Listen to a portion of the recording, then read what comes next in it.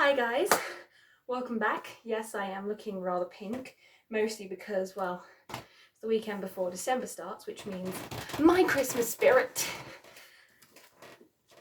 is going through the roof, I guess, at the minute. I mean, I've already got the Christmas things out, as you can probably see. I guess the first thing I should say is it's definitely been a while. It's been more than a while. Which is why I'm quite surprised that this is how I'm kicking off the rest, I guess the end even, of 2020, because I think the last video I made, was the Robin Buckley one, and that was in October. Yeah, it was in October. Oh, it's only November, it's only been a month, that's not too long. But it feels a lot longer because I'm still working from home and things, and if before anyone asks questions, it is a flamingo on my jumper. I'll just, there you go, it's a flamingo. Now no one can ask me questions and say why I have a swan or a goose on my jumper. It's a flamingo. So, I didn't think I would be able to talk about books on this channel, sorry, ever again, but it has come to my attention that this book should be talked about, but it shouldn't be read. You will find out what I am on about soon enough, but since I've been stuck in lockdown, I have been turning to my good old friend books to try and bring something into my life. Anything at all. So I've been turning to books, and one of the things I did recently was I renewed my library card and I started going to my local library again. And because the last time I went to the library it was in lockdown, I couldn't exactly go in and browse the books and things, but they had two options for me. They said I could either pick out books online and then the list would be printed out for them and they would be able to take it and all that stuff, or I could just tell them my preferences and show them books that I'd read before because they had my history of books I've taken out, and they could just select some for me. So that's what they did. This book I'm about to talk to you about, I was so angry about this. I was so angry. You shouldn't read this book. Don't. Just hear me out. And then if you really want to go and read this book, don't say I didn't warn you. Today I'm going to be talking about a book from the YA genre that I'd never heard of before reading it, and now I wish I'd never ever heard of it, because it let me down. It was promising from the start. It was promising at the start, but then it let me down. I'm talking about The Young World by Chris Weitz, W-E-I-T-Z. I didn't check how to pronounce it because I didn't want to know how to pronounce it because I never want to hear that name again. But for those of you who are very, very well read, to give you some perspective, it's the first book ever written by the guy who directed the Twilight Saga. A lot of you know what you're getting yourselves into when I say that. Also directed the Twilight Saga New Moon, A Better Life, About a Boy, The Golden Compass, and American Pie. So you'd think, wouldn't you? You'd think that would make for a good... This book started out promising. So the basic premise is it's another apocalyptic story, except this time it's about a flesh-killing disease sweeping across the land. Really, like twice this time in COVID, I've read apocalypse-based books. I don't think it's on purpose. I think my brain is just trying to find something normal in all of our madness. But yeah, it's about New York in, I think about 2014, because they're always talking about Snapchat and iPods and whatnot. In 2014, and this flesh-killing virus has only killed off adults, so anyone 18 and older, and children, so anyone under the age of 13 that hasn't hit puberty and things. It's all explained later, but they're the only people that didn't make it, and the only people left are teenagers, hence the young world. It was a good premise, and I had high hopes. And the story was told by two people. The first one was a boy called Jefferson, who had a brother called Washington. I mean, that should have been a red flag from the start. And the second person telling the story was a girl called Donna, one of those girls who's like, oh, I'm not the love interest and things, I'm not attractive, I'm just a dumpy girl, even though I'm completely skinny and everything, and blah, blah, blah. You know, that kind of story.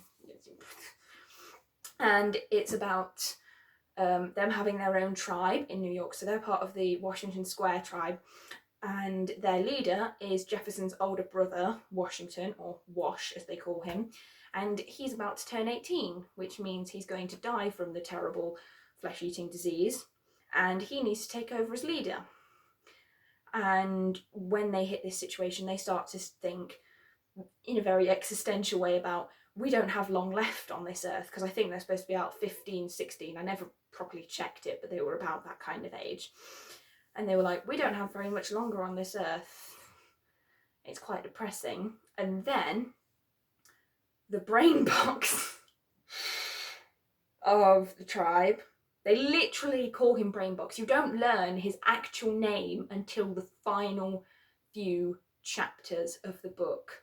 You don't learn his real name until the final chapters of the book. They call him Brain Box. Anyway, and he has this theory about everything that's going wrong, saying that it's some kind of effect, and that they might be able to find a cure for this disease so that no one else dies, so that you won't die the second you turn 18. And they decide, okay, we're going to go on a road trip and we're going to go and sort it out. Hijinks ensue. God, that's the worst way to put it. They come across some other tribes and things. The first place they go to is this massive library. I didn't check what it was, but it was supposed to be like this really big special library in New York that was basically full of all these old statues and paintings and basically preserving history. And they find the book that has all the information that they need, but the library is guarded by these kids who have run their own tribe, and they shave their heads and they don't look at the sunlight, and their leader literally calls themselves Alpha. And then the one below the leader calls themselves Beta, and then everyone else in the tribe has a letter of the Greek alphabet as their name. I didn't realise how niche that was until I looked back on it, and I was like, Oh, and also they're cannibals. Yeah, they're having a feast and they start talking about how information is their god. And they're like, yeah, everything's made of information because animals and everything. And then they start into an analogy about, I mean, eating a pig, it's just like eating a human, right? And then they get served a leg of a human and they're like, yeah, we're getting out of here. So they get out of there without any of their weapons and stuff because they got them all stolen. They go to what's referred to as the bazaar, which used to be a proper shopping centre in the normal times. They call it the before, which I thought was alright. And they go and get some more supplies and things. They meet this kid called Ratso. I think that was it. It was something Ratso, I think. And he's one of the kids who lives underground and tries to avoid the tribe that's basically trying to instill capitalism in everyone with selling things. And they're also a bit sexist to the point where they literally try to trade off pigs for someone to eat in exchange for women. And they don't treat those women well either. So they're escaping them, they're trying to get out of the tunnels. They even recruit one of the girls because she's like, I'm not staying with them, my brother's insane, I want to go and find the cure. Then they end up in Harlem, where they get captured, and they finally convince the leader of the Harlem tribe to get them to, I think it was Long Island. I can't remember the name of the place, but it was some research centre they needed to get to be able to have all the answers. And they get to Harlem, they get them a boat out there, they get captured when they reach the island. Surprise, surprise. And they find the one adult who's still alive, this old man. They literally don't even tell us his name, they just call him Old Man. And he has some kind of disease that means that it's counteracting the virus that was hitting everyone, so this disease that he has counteracts it. They never said exactly what the disease was either. But the disappointing part of the story, for me, it was going so well.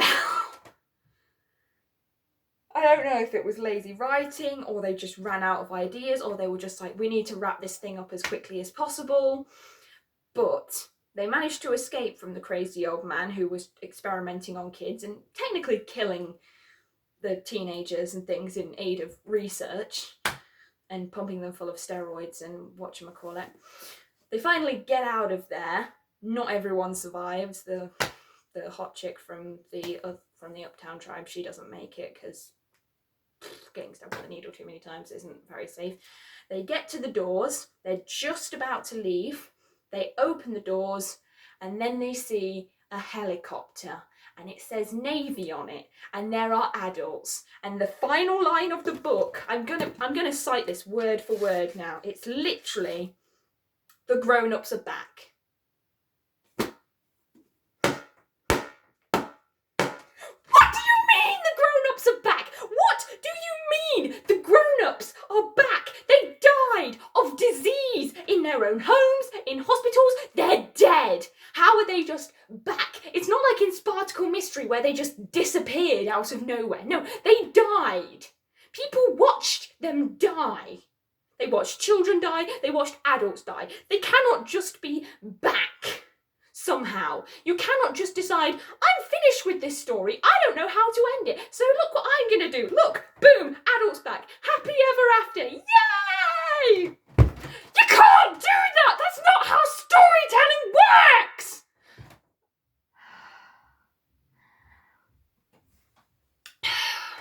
Just spit everywhere. Sorry about that.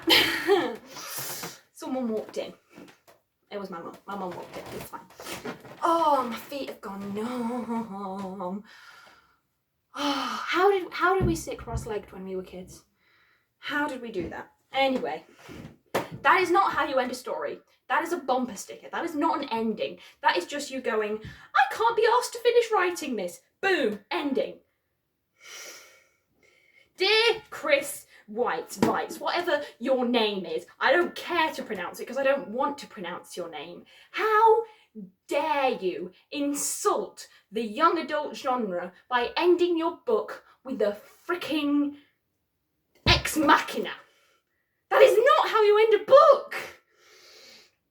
I could write a better ending to this story. I would have had it so that they would have gone out, and yes, the world wouldn't have been perfect, but they would have found a way to live without having just this whole reset button of the adults aren't dead anymore. Or there are some adults that weren't dead and they just let the kids all kill each other and eat each other. No! And if you're going to do an ending in that vein, explain yourself, because nothing is explained about the ending. Nothing at all. They don't explain how the adults got there. They don't explain how they know they got there. You know what they did? They said that Brainbox or Andrew or whatever had been communicating through this radio.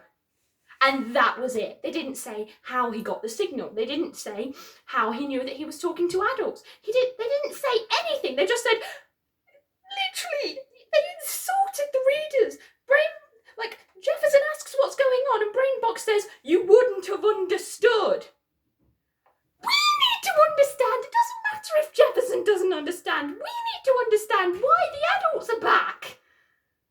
At least Spartacle Mystery gave us something. If you've never watched Spartacle Mystery, it is a British series that was on CBBC and it was a similar premise except the adults didn't die, they just went away, and they did 3 seasons of it and they did a bloody good job at telling story. They did a brilliant job.